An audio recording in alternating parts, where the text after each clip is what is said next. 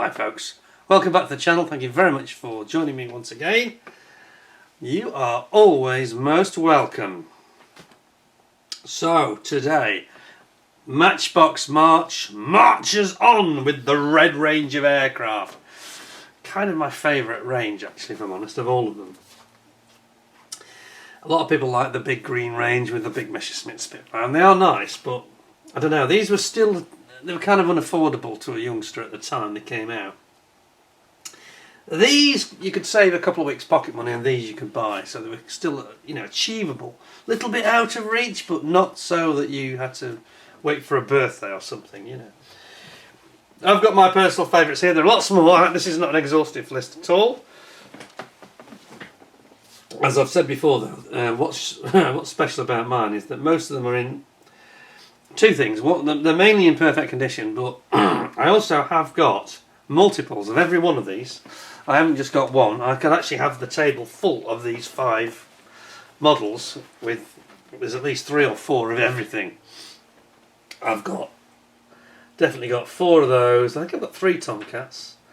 I think I've got 3 Tomcats and 3 Phantoms, 4 Heinkels, I think 4 Mitchells, and I think 4 Wellingtons. So I just love these particular kits, and I love the artworks. You know, every one of them does something, you know, and brings back memories. So I think the first one I had was probably the Heinkel. Now I haven't shown the original box because it's got this white bit of the artwork. Let's talk about that. So we've got this. I'm not going to get them out this time, by the way, because there's too many of them. I think we just have a little chat about them. So this is the later artwork, which I regret having this white because I think it makes it look a bit weird, a bit false. The original just has the full art on it, but the ones I've got that have got the original art are a little bit discoloured, not badly, but just I thought it'd just be better on the camera to have this one. But anyway, you get the idea. So this is PK 403.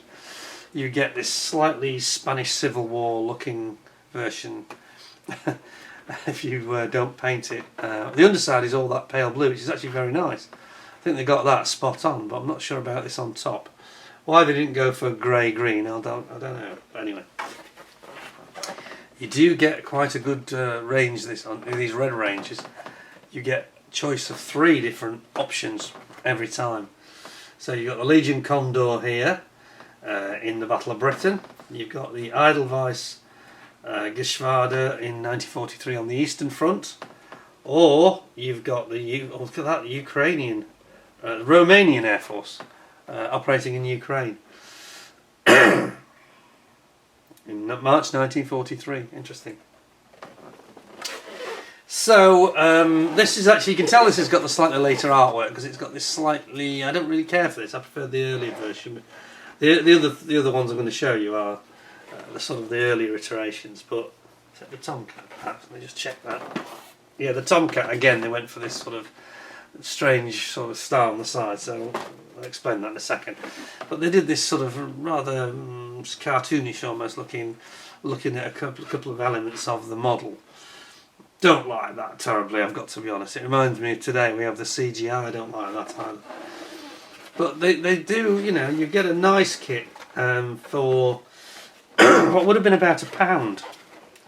95p, something like that, 95 to 99p. Quite a lot of kit for your money though. You know, if these were £1 today, imagine how they'd sell today at £1 each. Wow. Oh, you'd hope that kids would be queuing up for them, whether they wouldn't, I'm not sure. There we go. Probably too busy on their iPhones, you know what I mean. But very, very nice kit that, and you've got 3 options, 3 different schemes, an absolute cracker. Now equally with the Mitchell, so I'm going to pop the Mitchell out here. Another one I really like actually. Now I like this because they didn't go for the obvious versions, they went for the one that's got the, it's the J, isn't it? I think it's got the big cannon underneath, huge cannon. It's kind of very like a mosquito on steroids almost in terms of its weaponry. This is one of the original artworks. You can tell because there's, you know, the later one is this would all be whited out for no apparent reason. This is the full artwork from Roy Huxley. It's got the shell cases flying out here. The cannons are all ablaze, every one of them apart from the big one. And it's attacking Japanese shipping over Baronga Island in the Arakan coast. Aircraft of the 1st Air Commando Group of the USAAF, Pound Japanese Shipping and Coastal Installations, Burma in October 1944. Wow, they're really giving it out to them, aren't they? And again, on this one on the back, we've got another great range of 3 different options. And we've got the one based at Burma in India. That's on the cover. Yep. And then we've got a French option. The French bought the Mitchell, of course. And then we've got an RAF option, which is at Mailsbrook in Brussels, basically Brussels Airport. Yeah. November 1944. So that's nice to have a British option as well. And you have got the 2 versions. The H and the J are both in the kit. So the H, okay, so I got it wrong way around. The H is the one with the cannon. The J is the one that has the glass domed frontage. Can you see that? Got the full greenhouse effect. Or the H has got the big cannon and it's all solid nose. So a really nice model, this one. On the side we've got the sort of artist's impression of what it looks like in the plastic as it comes when you build it up. Fairly sensible colours there, fairly nice. And then the more traditional style of box, which I prefer, where they have the adverts on the side for the other products. And sure enough, we've got the Phantom, which is probably what we'll look at next. And we've also got the Heinkel 115, which I never had actually. Never really. Not an aircraft that just inspired me personally, so I've never really hankered after that. But I do like the Mitchell. I think that's, again, the artwork just sold it to me. You look at that and you think, geez, that's a really full-on action plane that's bristling with weapons. You know, it's got, look at it. It's got 4 machine guns, Browning 50 cals. I think it's got another 4 at the side. It's got a huge, great cannon, which I think is a 25 pounder. Let's just check. So once again, let's get the story right. Yeah. By the way, this one's all bagged up, which is nice. Somebody's bagged it up. It's not me. I must have bought it that way. Look at this. Oh, it doesn't have any write up. Oh, it's inside. They've moved it. 75mm gun. 75mm gun. So that's basically out of a Sherman, isn't it? It's a Sherman. A gun from a Sherman, so there's the answer. Wow, that's incredible. I won't get it all out, but you get the picture. So you've got a Sherman main gun. That's the one I'd go for. But anyway, I have built it once before actually. I think I did build that version, so that's that. And I mentioned, whoops, come back a bit. I did mention the Phantom, which I think is another one that's got absolutely astounding box art on it. Really, really nicely done. Another work of art by Roy Huxley. And these guys are... It's interesting because they changed the wording on this. And I read a story somewhere that the MOD complained because what it actually used to say, it says rocket firing F4M Phantoms of number 6 Squadron, the Flying Can Openers, 38th Group, I think they were at Coningsby at the time, streaking over the sea for a ground attack during exercises at the Scottish practice ranges. Well, it didn't say that originally. It said at the Spade Adam. And I'd never heard, I know this because I remember it struck me and I thought, what, Spade Adam? Where's that? And because Spade Adam is the MOD's practice range on the borders, basically, not far from Carlisle, just east of Carlisle, on the road to Hexham, A69. Anyway, I get the impression that the MOD weren't very happy that their fairly secret testing facility and practice ranges were being advertised on the box of a children's model kit. Well, not children's, but potentially children's, obviously. And I think that they asked them to remove it, and it was the wording was changed. And I think I've got one that does say Spade Adam on it, but I'm not sure, I can't remember. But isn't it wonderful? You've got the Vulcan electric cannon underneath.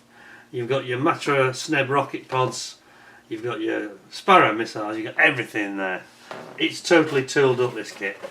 You've also got a Navy option. There's a Royal Navy option on the Ark Royal that's actually on a secondment to the Saratoga. On the side of the box you've got really nice picture of what it looked like. Some slightly strange choices with the brown. I have to say I never understood that one. Why they didn't go for grey or green there, I'm not sure. But anyway, we seem to say this a lot, don't we? So here we've got the different options. So we've got, I was right, it was, yeah, the Flying Canopers, and it is Coningsby, I was right. So that's 1973, and this is a 75 kit, by the way, it says so here. So you've got the Flying Canopers at Coningsby, you've got the, it's actually the Ark Royal, but on secondment to the USS Saratoga, detached to, in October 69, so you've got a Navy Phantom. So they've done quite well to give you that, you know, in the same kit, with the extended nose leg for the carrier takeoffs. It takes off on a bridle, doesn't it, I think. Phantoms and Buccaneers were on a bridle launch. I suspect this was modified for the Saratoga, to launch for the Saratoga. And then you've got number 41 Squadron in 72, which is also at Coningsby. And there you can see it's got the more high-vis, older style of roundels, as opposed to the more low-vis ones here. A really nice kit. On the side, predictably, we've got the Wellington and the Heinkel 111. There's the full artwork I was talking about without the whited out part. So that's really nice, isn't it? Excellent. So that's a real cracker. Then we've got the very impressive, this is a really new looking one. Still in its shrink wrap, so this is an F-14A Tomcat, and this one is dated, okay, it's going to be 83 I think, or thereabouts, it may not say. 89. Now this is basically, okay, it's one of the original kits, but it's got the later, the David Way boxing, made in Hong Kong,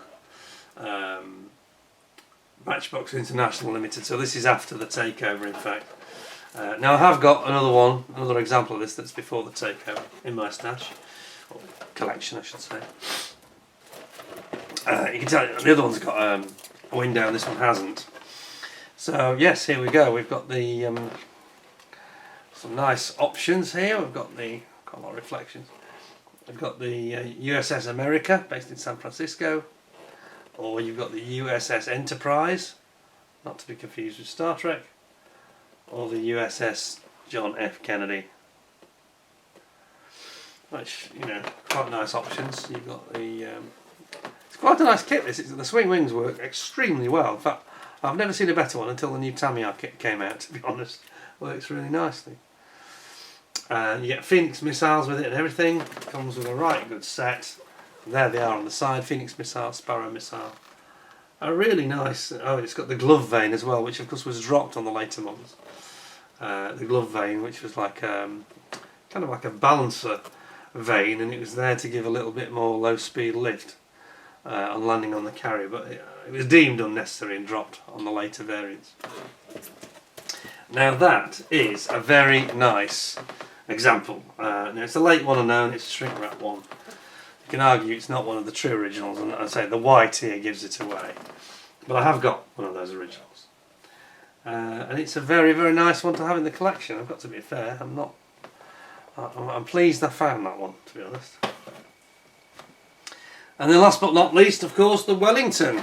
Now if you look at I did a very interesting video, I think so anyway, called Tale of Two Wellingtons, where I compare this, purely for interest, not as a direct comparison, but with the new 2015 tooling, I think it is, of the Airfix Wellington, which is a cracking kit, I've got to say, one of their best.